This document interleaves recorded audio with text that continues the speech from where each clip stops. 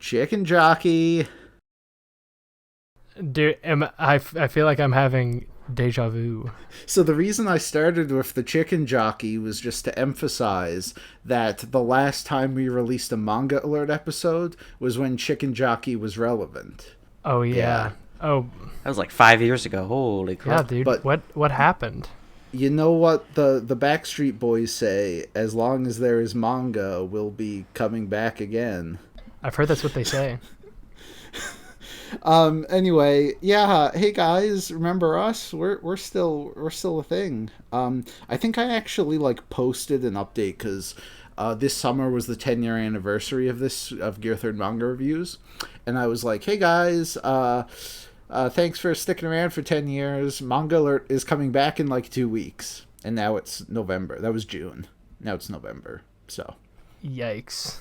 Slaves built the pyramids. Slaves built the Parthenon. Slaves built America. Slaves, this is your song. Thank you. Slaves. there's been a curse of sorts, I think, plaguing us, cuz like we genuinely, and I think everyone here can attest to this, we genuinely were trying to get a podcast recorded for the past several months.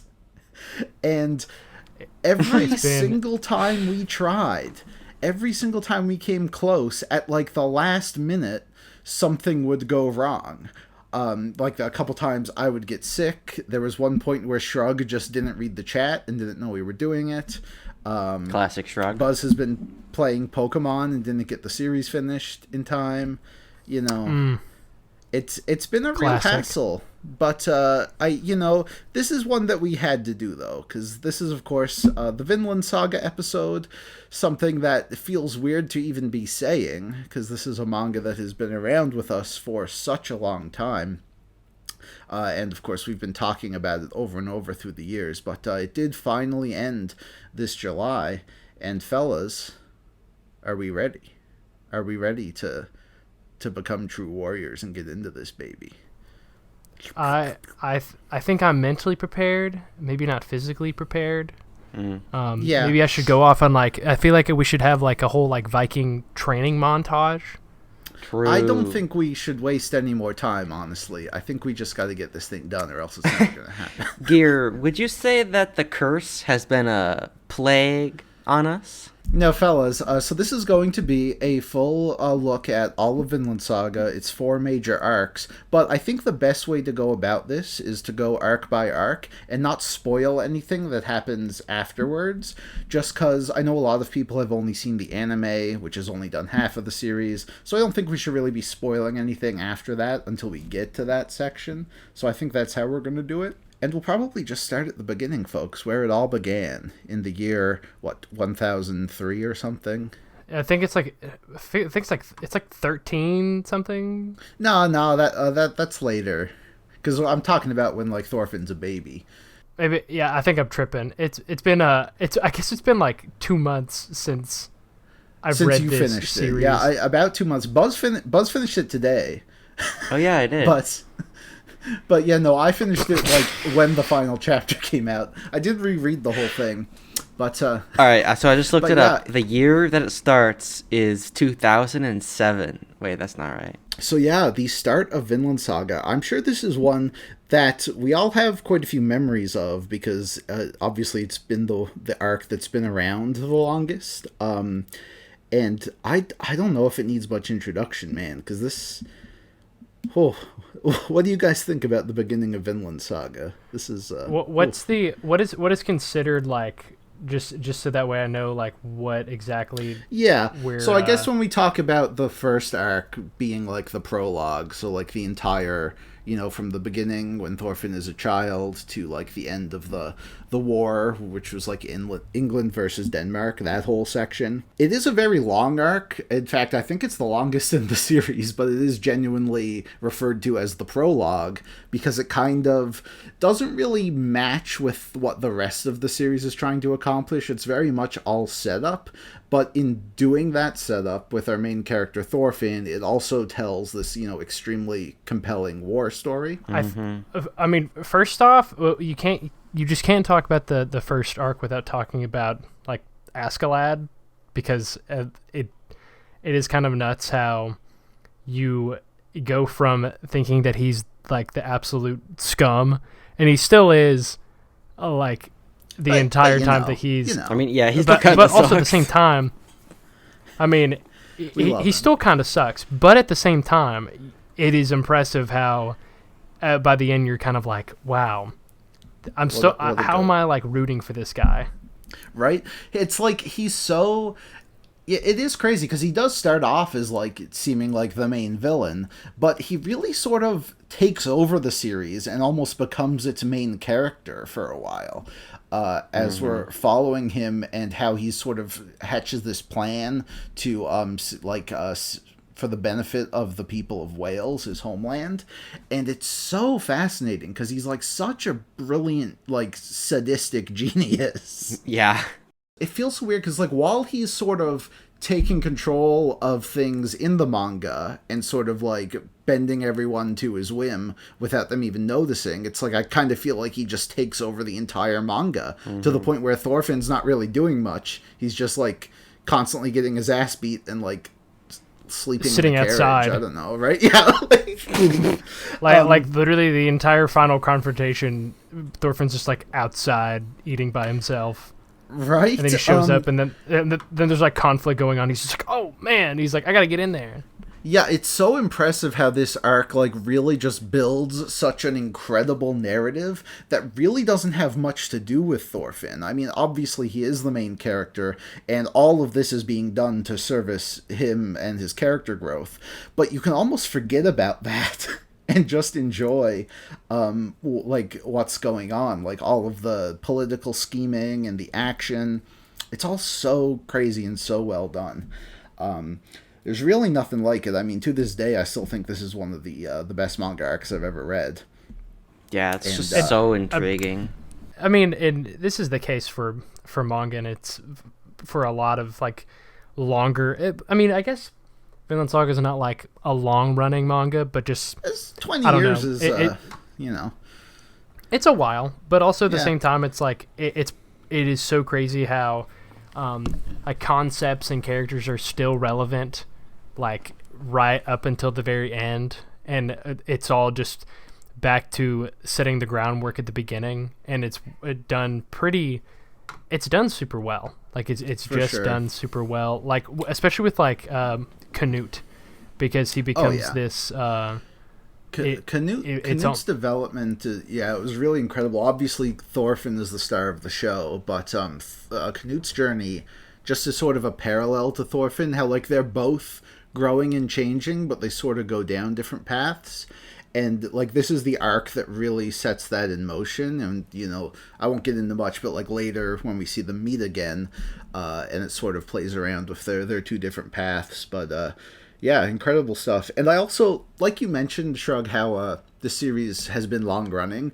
I do really like how iterative it kind of is at the beginning. Because, obviously, it used to be a weekly series, and it was for, like, 1 or 2 volumes.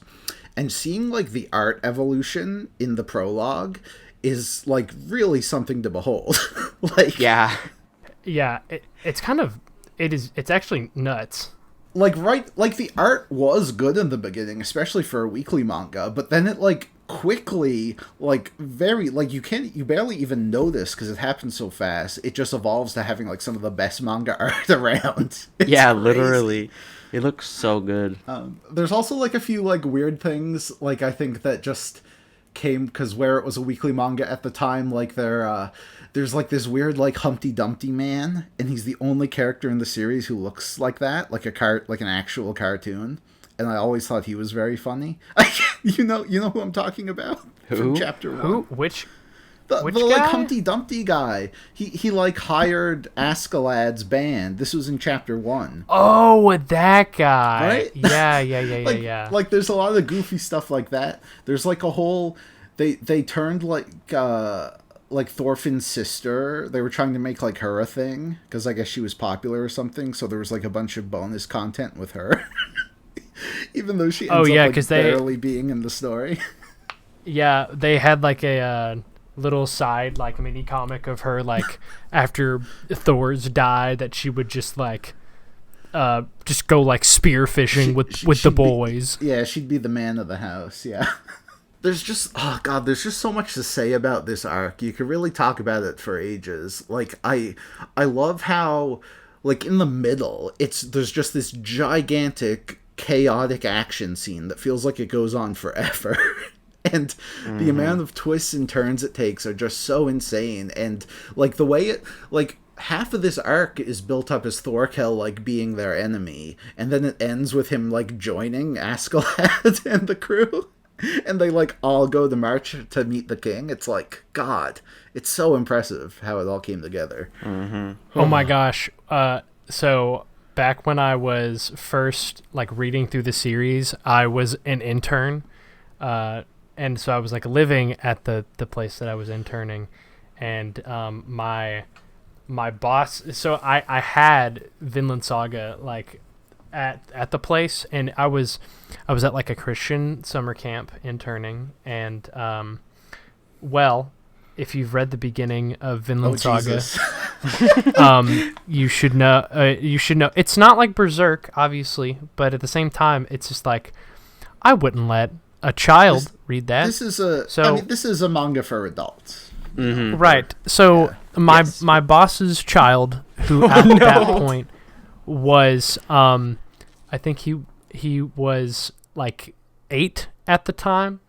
I hear them like walk upstairs into my room, and they go, "Oh my gosh, he has comic books," and I was instantly like, "Oh sweet Lord, oh my gosh!" And so I ran up the stairs, and they were like, "Why can't we read them?" They're like, "Is there anything bad in there?" And I was like, "No."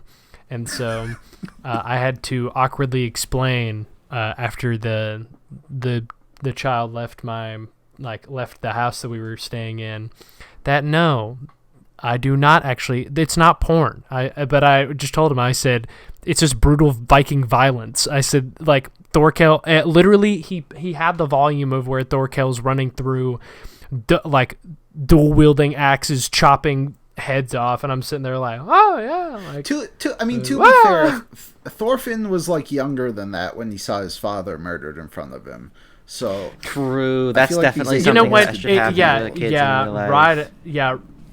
Rite of passage. In fact, I honestly think you probably should have got those kids onto like some good stuff, so they wouldn't get into like Skibidi Toilet and shit. Get them on peak right? early. Yeah, I think. Yeah, there was a real missed opportunity. Yeah. Also, yeah, I guess. Speaking of Thorkel, oh my god, bro, he could run through me. Damn. Thorkel is incredible. He truly every scene he is in is just masterpiece. I love Thorkel. Other notable characters. I mean, obviously Thor's. He's kind of like the catalyst for the whole theme of the story. Right. Throwing the sword away. No, everyone's like, "What an idiot! Oh my god!"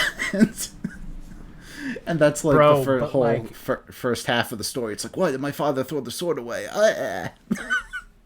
But also, can we talk about how I don't know. Obviously, it's the entire principle of the series of you have nobody has any real enemies, but also that is such a deeply powerful thing to be dropping so early on in the series, only for it to be perpetuated and to be proven later on. Which we'll get to talk about it more, but also just what a crazy thing in the sphere and the culture of manga. It's just being this is bonkers. Yeah. Well, because Thor's his whole thing is pacifism. You're saying when it comes to action manga, I mean that's kind of the whole point of action manga is violence and having enemies, right?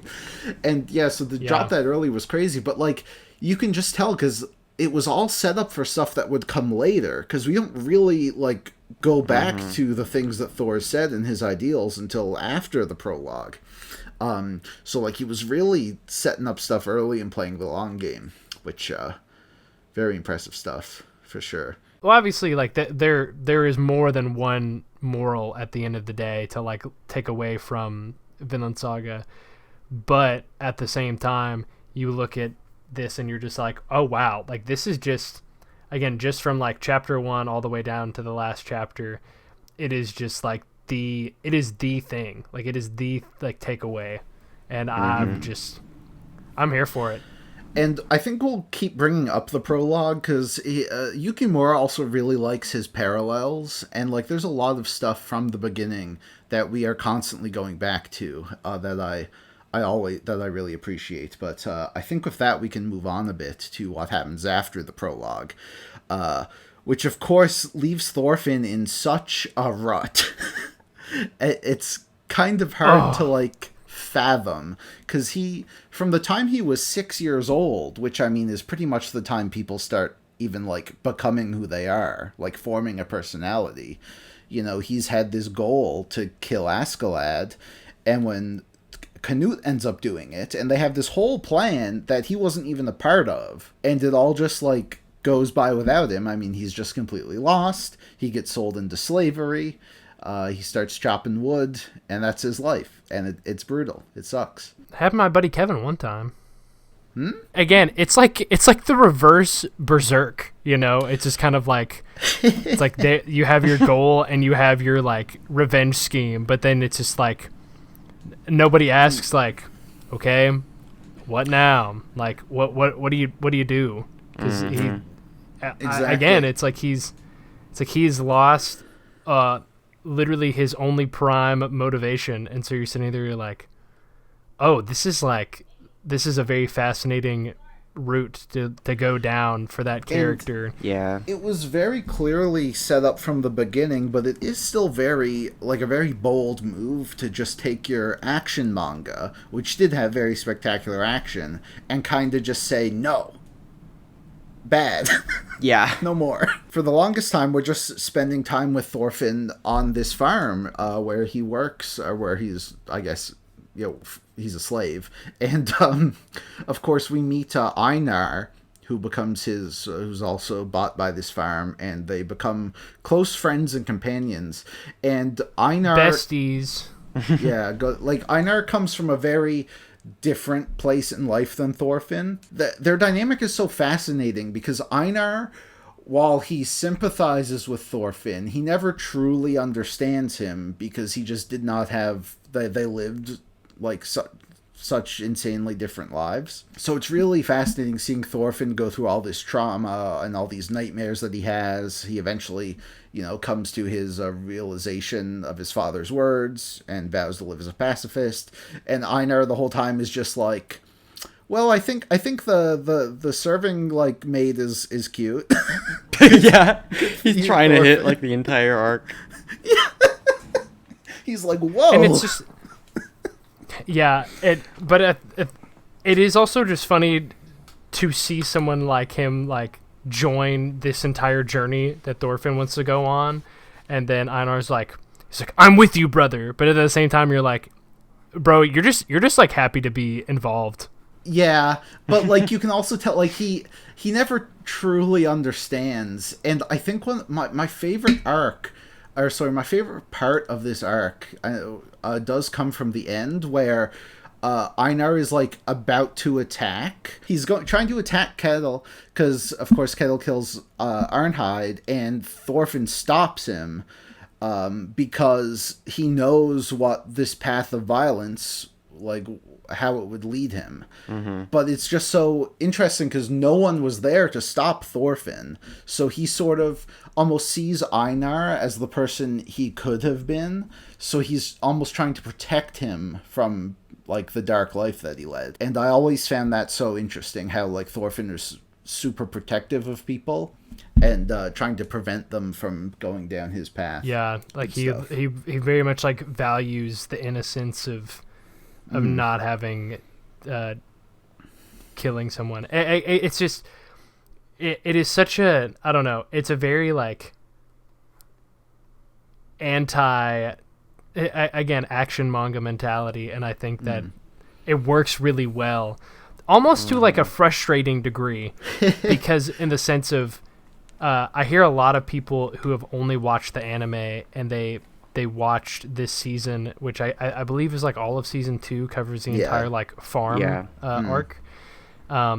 And I hear people just be like, "Oh, it's not the same because there's not as much action." Well, it's like, well, yeah, that's like the always point. Yeah, exactly. Literally. And the thing that's great about Vinland Saga is, like, yes, the characters are going on an amazing journey, but like the backdrop and the things going on in the world is still incredibly like investing. Like we basically have this story where, you know, Canute is now the king, and you know he's trying to like rally up money for the war effort, so he's taxing all the farms, and it sort of connects back into Canute's plot because they end up laying siege to Kettle's farm. So, like, you know, it still does have, like, a lot that made the prologue great, with, you know, great, like, politics and world building, and there's even action. I mean, it's not like this stops becoming an action manga. There is still some great entertaining stuff. Yeah, but also, like, it's so hard. I kind of get where people are coming from, only in the sense of, like, you obviously see these people and you're like, gosh, I really want Thorfinn just to, like, punch him right in the face. Exactly. Yeah. He is like very stubborn about it, but I think that's kind of what makes him special, you know. Yeah, but then it's like when Thorfinn feels frustrated because they when like him and Einar are fighting and Thorfinn attacks one of the farm hands that like are bashing Einar. He's like, you feel frustrated with him, and that's a very unique aspect of just like, oh wow, you feel actually like bad that he like stuck against his morals, like the things that he's like trying to form. And so that really makes it like very early on to be like, is his journey possible? Like, is a pacifist journey like possible in this instance, like in this environment? Like, can it actually happen? So the farm arc, I think, just it really translates well from what you're used to, but again, the frustration is like valid, like because you're just kind of sitting there like, be like, I don't know if he can do it. Yeah, and that's kind of what like the rest of the series would go on to explore. But like, yeah, this arc in particular, it's just so unique and powerful, and there's really nothing else like it, honestly. I mean, it's so rare for a manga to have such a big shift like this, yet still remain as high quality as it was. Yeah, and I think this arc is actually superior to the prologue. Like, I would call this my good. favorite arc of the series. Oh yeah, I for think sure. It's always been so based. I mean, it's honestly probably like my favorite manga arc ever, if I'm being honest. It's, like, it really is. Every time I read it, I'm just like constantly blown away of just how good every aspect is. And God, man, and it ends on such a powerful note. Dude, that whole final scene is so powerful. They decide to. I love how it has this like insanely powerful final chapter of the arc, but then like the volume ends with him traveling home and getting uppercutted by his sister. Yeah, I love that part. That's like the biggest like almost sigh of relief, just knowing, like, release of tension, knowing that like it's done, they can rest for a bit. Like, oh my god, bro. But yeah, incredible stuff. Shout out to the old master. He was pretty goated. Love him. True. Oh, for real. Dude, Snake. Shout out to Snake. Snake, yo, Yeah. Snake is Snake's goated. fire. Thorgil kind of. There's this really interesting trend this series does, where because of the historical landscape, it's very difficult to have all of the characters in every single arc. Like, oftentimes they'll only appear in one arc and then be gone for a while. So what Yukimura likes to do is he'll introduce characters who have similar characteristics. Like, we have Thorgil, who's just like this war-obsessed meathead freak. Not as fun as Thorkel, but he kind of has that same mentality. And it kind of just shows how, like, these people are always around, and Thorfinn's always going to have to deal with them. Which is something I find to be really interesting about the series. And it's also worth mentioning, like, a lot, like, it is impressive how, you know, you can introduce so many great characters and only have them around for a bit and then, like, never see them again. Yeah. The world is big, and they kind of establish that because it's just like, oh, you're never gonna see some of these people like ever again. Mm-hmm. Like, listen, I know it wouldn't make sense. Like, and it sucks because, like, I'd love to see Snake in the whole series. I know it doesn't make sense, but, like, fuck it, man. Yeah. That would have been cool. But, like, I remember it's like, yeah, the arc for Thorgil, it's like, and Thorgil walked into the desert and was never seen again. It's like, what the fuck? You're sitting there like, oh. It's like, oh, okay. I do like how the old master, like, survives. Like, I mean, he's probably dead by the end, but, like, when they leave, he's, like, still there in his wheelchair. Like, yeah, see ya, guys. Enjoy your trip home. God, and Kettle is such a little, like, oh, God. It's crazy. Kettle is crazy because when you first meet Kettle, it almost seems like he's, like, chill. He's like, hey, slaves, I'll let you buy your freedom. I'm a nice guy. And you're like, oh, wait, maybe this won't be so bad. Even Einar is kind of like that. He's like, wow, this farm is great. It's like, we get to buy our freedom. I get this cute babe I can talk to every morning at the well. What could go wrong? And then you're just like, and then he just, like, absolutely just loses it. Yeah. And you're like, oh, no. No. Yeah. Yeah. Like, not only does he... Yeah. God. And, like, when you find out he's a fraud, too, like, he has this whole history where people think he's this big, strong warrior, but it was all just made up. And, like, a stolen identity. Like, oh, God, what a piece of shit. Mm-hmm. Yeah. Dare I say, one of the most punchable characters in the whole series. But who ended up being the most punched character was, of course, Arnheid, R.I.P. So that was bad. Gracious. That was bad. That was tragic. I'm gonna remember you said that. I'm gonna remember.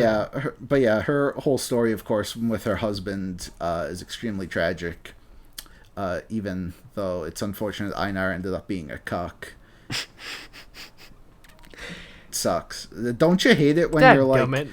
Don't you hate it when you're, like, chasing after this girl for, like, 3 years and turns out she's married? It happens every time, bruh. Yeah, there's like a there's like a GIF that has been trending on Twitter. Because it's like the guy who's like Batman sitting in the rain. Oh yeah, there's like the tweet that says like been chasing her for 6 months and a random guy did it in 2 hours. Like, like I'm sitting there like dang blood. Like, tough. But yeah, Farm Arc, incredible, peak, Manga Hall of Fame for sure. Manga alert Hall of Fame, if you will. Now, fellas, let's talk about some trading. Let's talk about narwhal horns. What we got, folks? Right? Worth their weight in gold, baby. Worth their weight in Gear. gold. I can only ever think of that thumbnail that you had from like years ago when you first talked about narwhals. Yeah, it's just Thorfinn screaming narwhals, and then like. But that was back in your MLG era. I kind of miss that era. Can you bring it back? Probably not. I think we can leave that there, unfortunately. Okay. At least be glad that that was like I had that era and I didn't have like a 6-7 fucking Italian brain rot era. I mean, I kind of right now you do not on YouTube. Shut up! Not on YouTube. I'm not. It could have been much worse if I were born 10 years later. Secretly obsessed with like AI slop right now. I'm not. I'm not. Stop it. I just think it's sometimes ironic. Like, that's what they all say. I see a video and it's like, oh, which connecting. Like, I just sent a video today. It was like connecting the 6-7 kid to Genghis Khan. Like, I'm like, that's funny, kind of, you know. Listen, man. Look, we can't what win every step battle. of grief is this? I have no enemies, okay?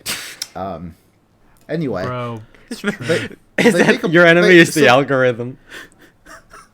So they finally decide to go to Vinland. The problem is they didn't really consider what that would mean.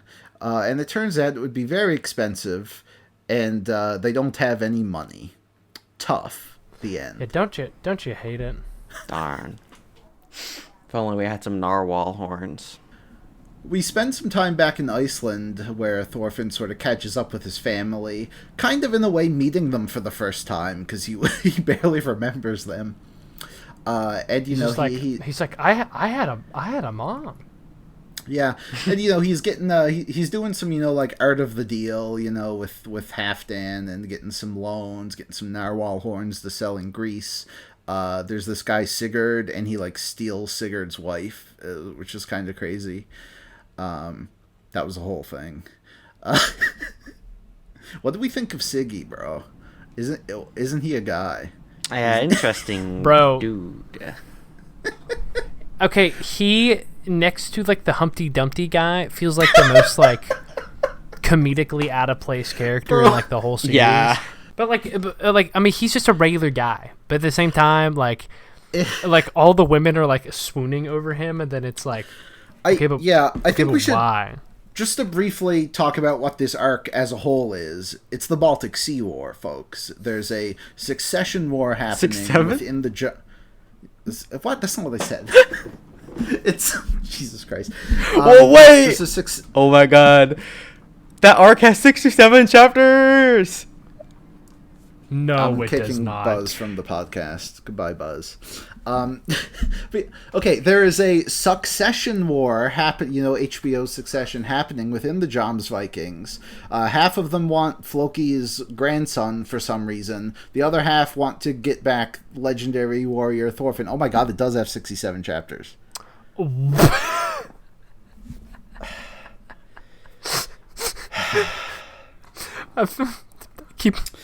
So while Thorfinn and his band are journeying east to sell their horns, they get sort of caught up in this giant conflict that really tests Thorfinn's new morals.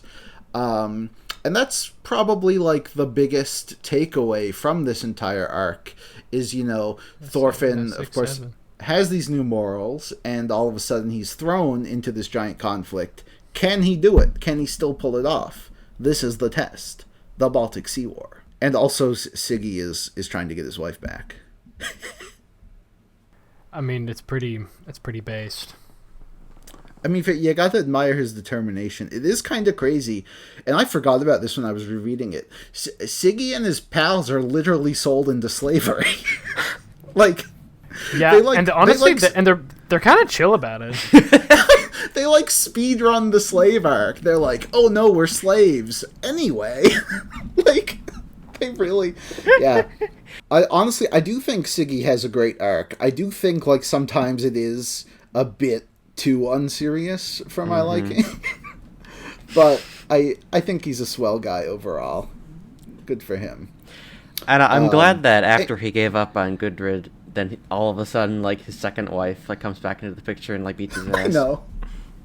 Yeah, but then he like becomes a humble farmer and is chill by the end. Love him. Right. Right. I guess, yeah, also mention Gudrid, of course, who becomes a pretty major character going forward. She yearns for the sea, but she's a woman, so she can't have it. Except She can. But she still has to take care of the baby that they find. One of the funniest moments for me is when they find Carly as a baby, and Thorfinn is just like, Gudrid, milk! and she has to explain it to him. Oh, gosh. Because, of course, he doesn't know anything. Yeah, Gudrid wasn't allowed on the boat. They're like, okay, but what if we put a kitchen on the boat? Yo, no women are allowed. Yeah, bro, that was crazy. Yeah, I liked Gudrid a lot, but I'm gonna be for real. But then like Hild shows up and like, bye Gudrid, sorry, bye bye. Yeah, dude, I was high key shipping Thorfinn and Hild. I don't know about that. That's a bit fucked up. He killed her family, man. Look. Whoa! Spoilers. That's not as bad as something that like chibi reviews would be into. Okay, it's not that. We're not talking about chibi reviews in 2025, folks. Enough of that. But Hild is so interesting because, like, of course, Thorfinn is like dealing with like his new morals and how it like how it affects like this current war. But then we have Hild, who is sort of this like demon from his past coming back to just like absolutely ruin everything because he killed her family and now she's trying to hunt him down and kill him. And it's such a fascinating arc because like all of his new friends are like, no, Thorfinn would never do this. He's so sweet and nice. And and she's like, no, he's a monster who's murdered hundreds. But gosh, that face that Yukimura gave him, like of when he just kind of like realizes he's like, oh my god, and he looks like he's fucking like constipated. Holy shit. Yeah. Oh my gosh. Like I remember the first time reading that, I was like, oh, this is like, this is maybe the most stress I felt ever in the series of him just being like, that's the face you can make too. It's so great. Everybody's sitting there like, oh no. Also, like how Hild is just like an expert engineer who just invents shit. Yeah, bro. She's literally just like Frankie from One Piece, and then just is like. Because I saw Yukimura like talk about this at one point, but like it was really interesting because like even though her inventions had not been widespread yet, he was still like contained within the technology of the time. So he sort of had to like design crossbows using only what they would have back then. So I thought that whole like technical aspect of it was really cool as well. It goes without saying. I mean, it's as a like piece of historical fiction. I mean, it's so impressive how like authentic it feels. I think even when they do obviously stretch the truth at points. Yeah, but yeah, it is cool. Like on that note, like I like how like the history it follows. It's not like obviously it can't be accurate because we don't know everything that happened back then, but it still does follow major events close enough. So oftentimes you do kind of have an idea what happens. Like one thing, obviously going back, one thing I always liked is how like the real King Swain, we know he died, but we don't know how. So like he's still able to be historically accurate, but like craft a fictional narrative around it, which I think is cool. But yeah, bro. Hilda decides, was like, you know what? She's like, all right, maybe your friends are being serious. I'ma just like hang around you for like the next 5 years with a crossbow to your temple. Have fun. Yeah, that was like Hilda's crazy, man. Bonkers. Yeah, Hilda's like probably like top 3 favorite characters. Yeah, for sure. Just because of like also just. Again, her entire thing of she's just always there. You're sitting there, you're like, exactly, oh, and it's a real pain in Thorfinn's ass in this arc in particular because everyone's trying to get Thorfinn to fight, and she's like, "Yeah, better not do it. I'm pointing it right at you." And he's like, he's so stressed to this arc because he's like, "Fuck's sakes, leave me alone." He's like, I'm going to break into the camp and break them out. And she's like, I'm coming with you, Thorfinn. You can't get away. And he's like, Mother, he's like, Jesus Christ, just stay with the baby. And she's like, nope. But yeah, good stuff. And I think our, even though Thorkel is in this arc, he makes his grand return and is as spectacular as ever. I think we still do get a kind of Thorkel-like stand-in Garm, who is just this absolute crazy psycho who's like, whoa, I gotta fight Thorfinn's a legendary hero. I gotta fight him. Oh, yeah. And he's like, no. And then he's like, I'm gonna fucking fight you. I'm gonna kidnap all your friends and shit. And it's like, yeah, we're fighting. And everybody's just like... Everybody's like, yeah, you sure are.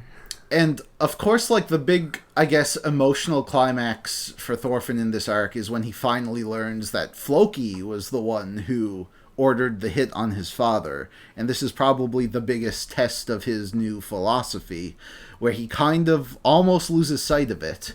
But now he's able to snap out of it, break that sword in half. Fucking psycho. And then he throws, again, a parallel to when Thor throws his sword away. When Thorfinn is facing off against Garm, he chucks the dagger away. And very powerful stuff, even if Garm has no clue what's going on, because he's a dumbass. Garm is just there for the vibe. And I feel like it's insane, but it's so great that this ends with him becoming the leader of the Joms Vikings and then instantly disbands them. Yeah, that was pretty awesome. He's like, all right, everyone, go home. They're like, but what about the war? And he's like, nope, you have no enemies. They're like, what the fuck? And then they just leave. They're like, all right, we're getting the fuck out of here. Somewhere not here, guys. This ain't it. Gosh, and there was, I really loved the scene of the two dudes like sitting on the wall, and then he's like, well, he said, well, I guess we're fighting tomorrow. And then he's like, are you even on my team? And They're like they're both that part. I feel like this arc in a way is like a send-off to like, and like almost like fan service in a way for fans of the prologue who didn't really like the direction it took, because it does give us just insane action, and it gives us Thorkel going crazy again. It gives us Ymir versus Thorkel, which is one of the top 10 manga moments of all time. Y'all know Ymir, the goat. Yo, from Attack on Titan. Love that lady. No, you know, like the giant monster man who's in like one chapter. Oh, yeah. This is the most random thing in the whole series. I love it. Floki is just like, Ymir, come forth. And then this like, crazy Bigfoot guy is like, yes, Papa. Yes, Daddy. Oh my gosh! I will fight. Yeah, like you completely forgot about it. Yeah, I did completely forget about that. There's no explanation. It's hilarious. He's just like, Papa, yes. And then like Thorkel fights him, and then at the end it just shows him like tied up and beaten, and then that was it. And then like of course Floki and his grandson like escape on the boat at the end, but like what happened to Ymir, bro? Is he still out there?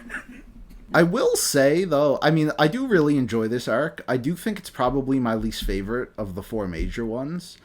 And I just think it's because I don't really think the Succession arc, like the Succession storyline, is really as interesting a backdrop as the other arcs have had. That's really my main hang-up with it.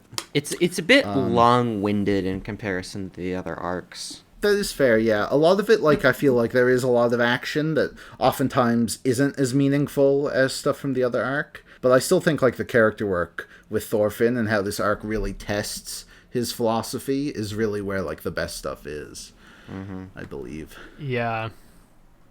Yeah, I do agree. I do think that, like, the payoff is really nice. I think that's definitely, like, the biggest thing is that it feels really... I don't know. It feels like this is like you definitely see the fruits of the labor, just in like all that he has worked towards.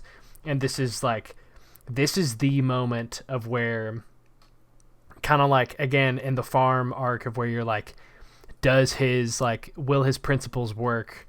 And when it works around like a group of people that are literally sworn to do nothing but just fight, it's just kind of like, oh, like this actually worked. And so it gives people, to me, I feel like it gives the reader like a sense of he might actually be able to pull it off. Because I feel like that there's a sense of just like with something like this big and this thought-provoking that, you know, obviously there's like the thought at the back of the head of just like, oh, what if Thorfinn fails? Like, what if Thorfinn like returns to how he was? But this is like the thing of just like, oh, he could really like pull it off. Yeah. I'm gonna ignore what I know from real history and assume he can do it. Yeah, I was about to say, shut up. Anyway, guys, it's time for the next major arc, the Greece expedition. Hell yeah! What a crazy, epic, long arc. Fun fact: this was actually meant to be an arc, like the Greece expedition. Oh, really? Yeah, no, like literally. Yukimura was planning to write it, but what happened was there was basically writing it would have required him to like visit like Turkey and Greece and all those places along the way for research, but the the situation there, it was just too like politically unstable for it to be safe for him to travel there. So he decided just not to do it. Nice. I mean, So fair. I hope yeah. I think it's kind of remarkable that I think he pulled it off. Like doing this big time skip, I think it works in the grand scheme of things. Yeah. I do think like there were certain aspects that felt like they were meant for the Greece arc, that he sort of just rushes through when the time skip happens. But overall, I think it's a pretty smooth transition, fairly. You know, Thorfinn's married now to Gudrid, which is funny. It is weird. Like, now that I think about it, I'm pretty sure like the last time we see them before the time skip is like her confessing her love to him. Yeah. And he's too autistic to even know what that is. He's like, huh? What? He's got like the Goku response, like, oh, what does that mean? Yeah, he 100% is just like trying his best out there. But yeah, they come back. They're loaded with cash. They convince Halfdan to fund their expedition into Vinland. They get married. All this good stuff. It's kind of like we get a nice little break here before things go down in the final arc, which I think is a nice little breather. We say goodbye to Leif, which is very sad, and one of the more like impactful panels is when Thorfinn looks at him and he sees Thor's and Askeladd like as his father figures, and I think it ties back to something we said way earlier about how Askeladd, you think he's a villain at first, but honestly, I mean, he kind of did raise Thorfinn. Like, throughout all the hardships, I mean, it was kind of all Thorfinn knew for, like, the early parts of his life. So, I think it was pretty powerful seeing all of that. Yeah, but it was a really sweet moment, though, when he says goodbye to Leif, and he's like, thank you, father. And then they hug. Oh, gosh, bro. That got me messed up. I was sitting there, I was like, oh. And Leif is like, what's that? Speak up, son. I'm senile now. Yeah. Yeah, and you're sitting there, you're just all like, shut up, Leif, you stupid idiot. You're like, Baka. That was so sad. Oh, man. Yeah, bro. Gosh, gets me messed up. But this is where, so we're setting the seeds now for the final arc. Of course, the main event, Vinland, where they are rallying up support to, have a full expedition full of men, women, and children. It's a saga, if you will. So yeah, a saga. It's what the whole thing has been building up to. And fellas, I'm a bit miffed because you see, historical Vinland, right? It's a place called Lansom Meadows, which is in Newfoundland, which is where I'm from. And this whole time, I thought that's where this series was going. I thought Yukimura was going to visit my hometown, folks. I've been looking forward to it from the beginning. These fuckers go to Lansom Meadows and are like, no. And then they swim all the way fucking down to PEI. What the hell? And that's where Vinland is now. You can't... What the fuck was that? With their fucking red soil and shit? Was that Markland? That was Canada? No, Markland was Labrador, I believe. And Vinland is Prince Edward Island, which is a Canadian province. It's, I think, the smallest one by landmass. But yeah, that's where they set up their Vinland. So not the Vinland I know, which is where Leif was, because they found Leif's old settlement and there were arrows and they were like, somewhere not here. We have no enemies. Nah. Oh snap! There's enemies. Get out of here. Yeah, literally, it's like, oh fuck enemies. Ah! when enemies pull up to the function, and you have none. When enemies are already at the function. Yeah. So they because there's they go to Vinland, guys. They do. They actually do make it. It's a real place. They do. It's Vinland Canada. Is real. They have beaver, moose. All the classic stuff. True. Well, they make it there, guys. They have free universal health care. It's crazy. Imagine. Whoa. That didn't help them exactly. They show up, and when you know it, who is already there but the Native Americans, because if you're surprised by that, really said Native Americans. Get out of here, Yankee ass. Come on, folks. Oh my gosh. These are the indigenous people of the lands before us. The Native Canadians. Respect. Which is significantly worse. Anyway, so they set up shop in Vinland. Turns out they're not alone. The good news is they're not enemies. Yeah. Not yet, anyway. You see, the thing with Thorfinn's whole philosophy is that no one gets him still at this point in the series. All of his friends still don't entirely understand him. And a lot of people who come to Vinland with him don't really see eye to eye with him on this no violence thing. And that's when the tensions start. And I think this arc has like this really brilliant progression of tension. Like, things start off very nice and very chill at the beginning, but as more things start to go wrong, and there are a number of factors, you can just feel things tipping closer and closer to the edge. And it is agonizing and frustrating, because almost everything that happens in this arc stems from miscommunication and just simple mistakes, things that could have been prevented, but it's also real history. And I think this is probably the most historically accurate part of Vinland Saga, and that sucks because it's sad. Yeah, like every decision sad. is wrong. Everything looks like stockpiles and goes bad. Just like slippery slope of just everything turning awful. And it's so, like, I think thematically fitting, because realistically, like, Thorfinn's plan couldn't have worked. But, like, so it's really sad seeing it unravel, but, like, you also, God, it still leaves you with, like, that little, like, spark of hope that things could be better. But, of course, here we are 1,000 years later, and we're still fucking living in Vinland Saga, where some people are living in peace, but it never lasts, and there's all this fucking shit going on in the world, and it's rough, man. It's a rough cycle, and that's what I'll say there. Yeah.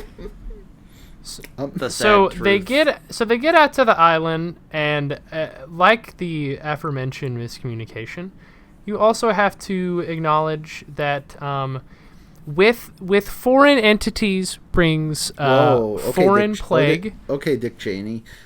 Okay, hey, Dick Cheney's dead. It doesn't matter anymore. Okay, Dick Cheney's dead. No way. Yeah, guys, if they reveal that Dick Cheney is gonna die, I'm just saying, we called it here first. Bro, I remember 6 months ago when we finished the last podcast, I was like, guys, I really hope Dick Cheney can live to see the Vinland Saga podcast. This is awful. Yeah, you definitely said that for sure. Aside from all the, like, interpersonal conflict that we knew was coming, they kind of get, like, surprised, caught off guard by the plague. You hate to see it.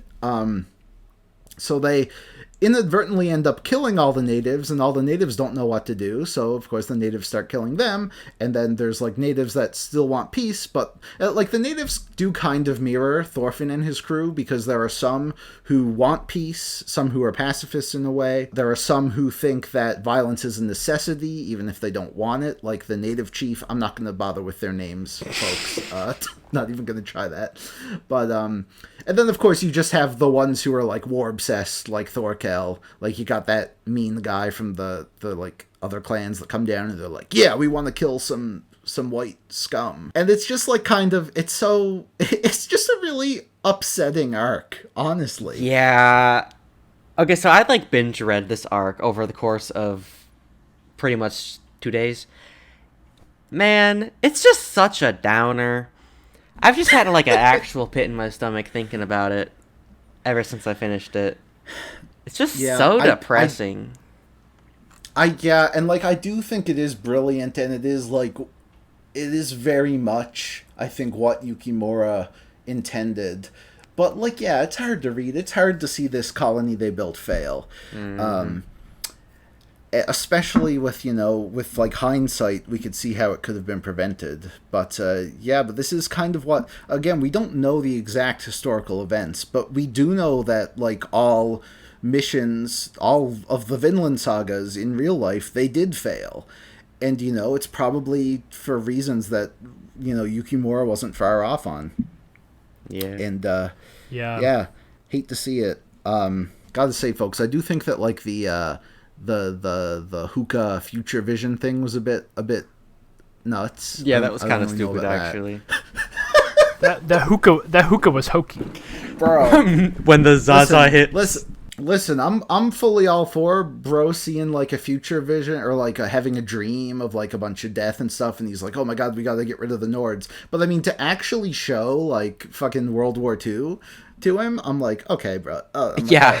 Calm down. And like the Civil War stuff too, like that's a bit on the nose there. I think Yukimura just wanted a break and wanted to draw something different. Like, what the hell? That's the sequel series. So of course it does end. Oh, god, it's so sad. Like, bro, I've been dreading talking about Einar. Yeah. Bro gets absolutely clapped. Thorfinn spends the whole manga trying to like protect him from the life of violence. But, like, they really start to break apart when Einar, again, he just can't understand Thorfinn's mentality.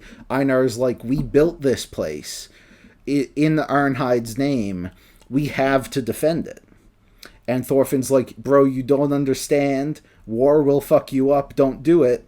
And Einar just doesn't get it. Because, of course, all the other men in the village are like, yeah, let's crack some skulls. Mm-hmm. And yeah, of course he ends up getting fucking murked. Yeah, he wanted to get it. He did. Well, basically, he ends up killing someone, and he's like, oh wait, this actually is horrible. Oh god, what have I done?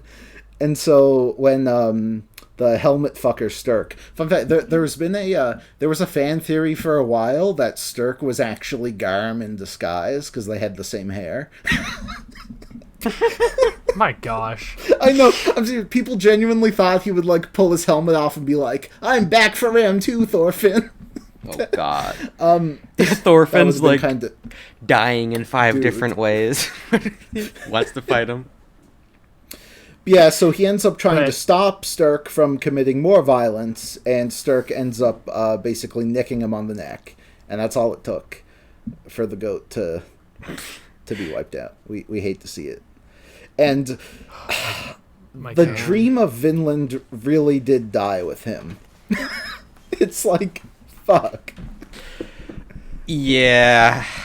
And then, know, oh my god, dude! Yeah. And then they bury him with this statue. Oh my gosh. But at the same, okay, and it's like it's a depressing ending, but at the same time, like it's also like hopeful at the same time.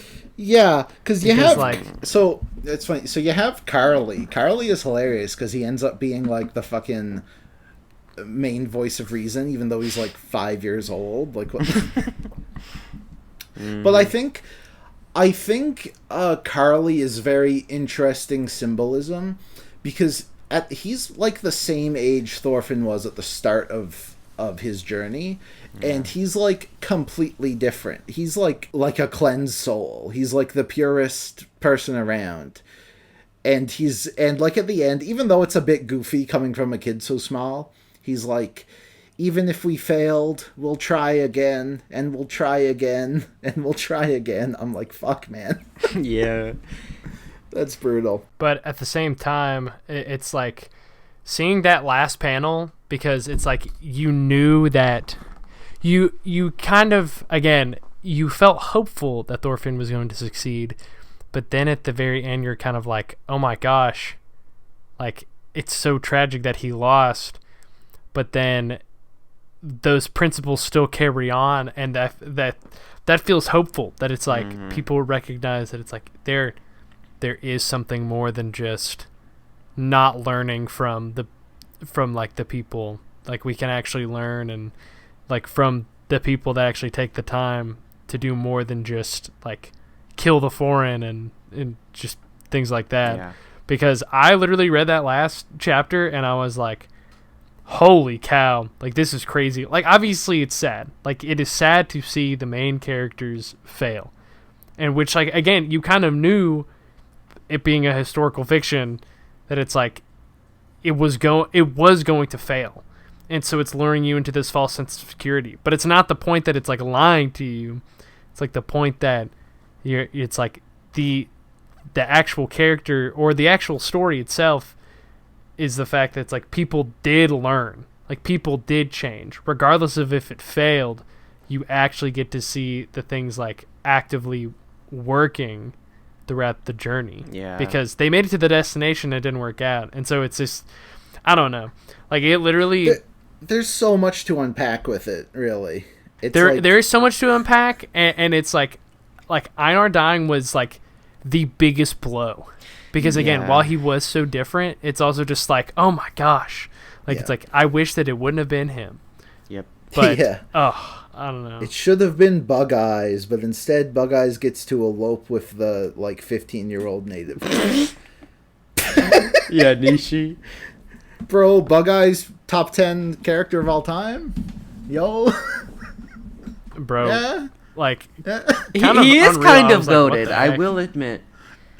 Bro is, he's just aura farming the whole time. he doesn't go through any major hardship. He's just along for the ride the whole time.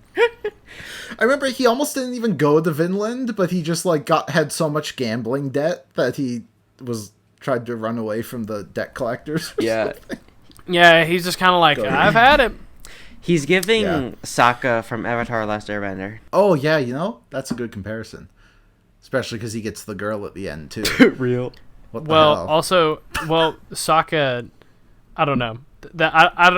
I get the point, but it's also like Sokka, it was 1,000 times more dependable. Hey man, shut up. I'm just saying. We love Bug Eyes. God, we didn't even talk about because there's so much going on here. We didn't even talk about Hild's like redeeming Thorfinn. That's probably like one of the best parts of the arc. Oh my! I forgive you scene. I cried, gosh. Bro.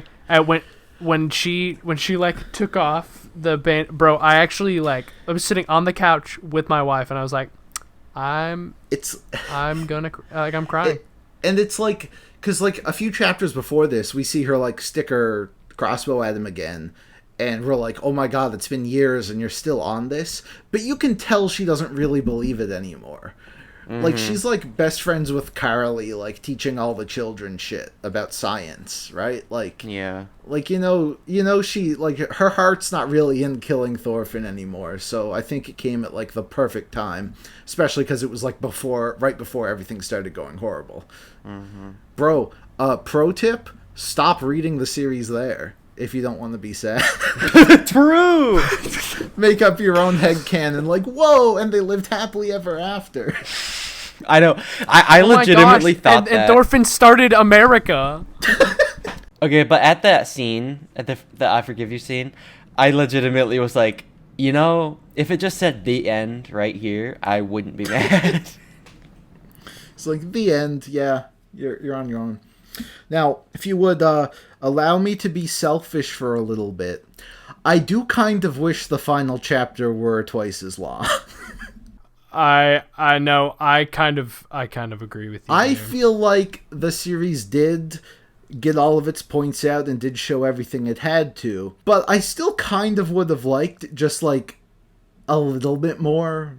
Maybe Thorfinn returning home, reuniting with his family. Leif was probably dead at this point. Maybe he could have stopped by his grave, I don't know, man. Maybe we could have seen Canute again being like, well, Thorfinn, I hope things went better for you than they did me, as he stands on like a pile of corpses. But I don't know. Like, I wouldn't have liked some like cliche every character returns to say goodbye type thing. But I don't know. I feel like it could have been a bit longer. I I think he, you know. Yeah, it felt very rushed, particularly in the last, like, 2 chapters. Yeah. Yeah. In fact, and I remember being surprised when they announced when the last chapter would be, because I was like, what the hell? There's, like, nothing left. I expected another volume, honestly, of just, like, concluding stuff. So that is one thing I do wish, just to make the ending feel a little more complete. I mean, like I said, I still do think it did everything it needed to, but I kind of would have felt a bit more satisfied with a bit more. Yeah.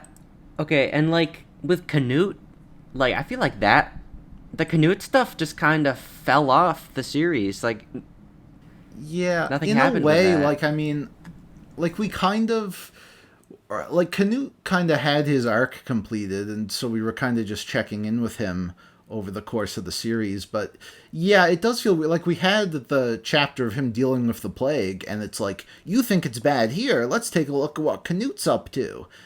And they're like, oh god, this is awful, and then that's like the last we ever see of him. Yeah, and it was like 3 pages too. Yeah. So no, I in a way it almost feels like Yukimura was just like, okay, I'm done with it finally. and just wanted to wrap it up. I guess at some point it was hard for, I mean, I obviously, you know, I cannot speak for him because I didn't write the series, but it almost feels to a point of where it's like, because people knew that it's like, we know how it ends, it was difficult to feel like that he could end like Canute's story as well, because it's just like, if Thorfinn's story has to come to an end, then it's like you also have to bring the other one to an end, and that's hard to do because like it doesn't really make sense, like, narratively, for like Thorfinn and Canute to see each other again, right? But yeah, no, I'm glad for Yukimura. Great guy, by the way. Like, he's like, so nice. I've never met him in person. He was in Toronto a couple years ago. I really almost went to go meet him, but no, I have interacted with him on Twitter though. Like, I don't use Twitter anymore, but like back in the day, I remember he tweeted out spoilers to Attack on Titan, and I was like, LOL, Yukimura just spoiled everyone on Attack on Titan. And then he replied to me, and he was like, so sorry, crying emoji. I was like, what the fuck? Dude, and the funniest thing about that is that right after that happened, they announced that the series was going on break for a month. And people thought it was me. People were like, you made him cry. He's gonna quit. Oh, gosh. Yeah, but he's so nice, though. Like, once in a while, he'll just, like, go on a retweeting spree and just, like, post fan art. There was a really fun, like, recent interaction with a fan where the guy was like, Sensei, I stepped on a bug, will Thorfinn forgive me? And then he's like, Thorfinn doesn't really care about bugs, so you're fine. Yeah, that one was really funny. As the series went on, he actually basically cut the chapters in half. And he started only working half the time because he had a family and kids that he actually wanted to spend time with. So how I think it worked is he would spend 2 weeks writing like a 20-page chapter or less, and then 2 weeks basically with his family, which I think is swell. What a good guy. Imagine being a professional mangaka and having like a healthy work-life balance. What the hell? Right? Yukimura wants no enemies, and his enemies are gonna be like a heart attack if he follows the most. If he follows like don't even say usual that. Don't even say work that. schedules for mangaka. Yeah, don't say I do it. know Don't he's say planning it. a new series, which obviously I'll be there for. I hope it's not 20 years though. Oh, I actually didn't know that. Yeah. I mean a lot of manga, they'll work until they're in the ground, unfortunately. But yeah, it'll be interesting to see what he does next. Because I mean, geez, before Vinland Saga, he did Planet Test, which is an incredible series, but it's so different. Like, so I honestly have no clue. But also so good. Yeah. So good. Maybe we'll do that. Maybe we'll do a podcast on that someday. Planet Test, hot take. I think Planet Test might be better than Vinland Saga. I don't know. Okay, we're all right. Let's cut it Maybe there. a smidge. Anyways, I still love this series. It's It's like I would give Vinland Saga honestly, like, I'd probably give it like a 9 out of 10. It's probably the closest like 10 out of 10 that I could probably give in my life. There are some issues I have, but like in the grand scheme of things, I just think they're so minor. So like technically I'd probably give it a 9 out of 10, but it still like ranks among my favorites, you know. It's kind of like Right. Yeah, so much of it is so peak. I agree with that. Like, I have grievances, but I like the series enough. I want to say it's like a 10 out of 10. You know what I'm saying? Right. Yeah. When are we getting the movie, folks? When are we getting the Baltic Sea film? The film trilogy. All right. When are we getting the live action series? Season 3, but Monkey Paw Curls, and it's actually the same quality Season 3 as One Punch Man. Shut the fuck up. Did you guys see that when you were rereading it, the fucking Assassin's Creed crossover? That shit was crazy. Yeah. Yeah, I got like that. jump I was scared by that. I'm like, what the heck is this? I was like, And what it's the funny heck? because you can tell Yukimura didn't give a shit about it, because it's just like this couple pages of guys being like, wow, who did this? Who could have done this? And then there's just like one drawing of the Assassin's Creed character looking at them from a distance. It's like, what the hell? What a weird thing to have done. Definitely like interesting. Well, fellas, I think that'll bring this podcast to a close. Sad stuff. I'm gonna when I'm back home in Atlantic Canada, maybe I'll pay my respects. I'll go to Vinland and dig up the Ironhide statue and sell it. I don't know. Fellas, what are we doing next? Is it Kagurabachi time? Are we doing Kagurabachi? It's Kagurabachi time. Let's go. If we don't do Oh, if we don't do God. Kagurabachi, the next time we look at it, it's going to be like 300 chapters long. So we're doing that shit. What folks. about Noragami? Look forward to it. Don't talk to me about Noragami. God, fuck. Talk to Apollo about Noragami. Jesus Christ. That's All right. it's a long Well, story, folks. ladies and gentlemen, thank you for joining us for another weekly episode of Manga Alert. Next time, we will be reading Kagurabachi, and I hope that you're there. Because we will be. We'll never leave. Manga Alert. That's why we call it Manga Alert Infinite. Manga Alert will never die. Chicken Jockey. 6-7. This is your song, thank you. Slaves! Thank you. Slaves! Thank you. Slaves! Slaves! This is your song, thank you. Slaves, slaves, slaves, slaves.